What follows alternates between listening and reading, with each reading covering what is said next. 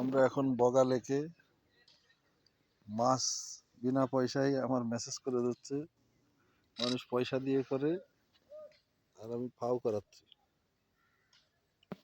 এই যে বগা লেক, সকালে উঠে নাস্তা করলাম, পুলিশ ক্যাম্প, সেনাবাহিনী ক্যাম্প। ডানে সুন্দর একটা লেক, শাপলা ফুটে আছে।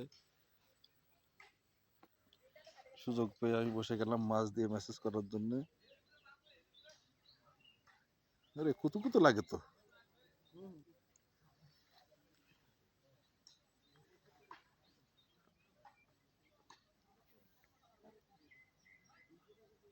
কি ক্লিয়ার পানি, কত নিচে পানি ক্লিয়ার দেখা যাচ্ছে।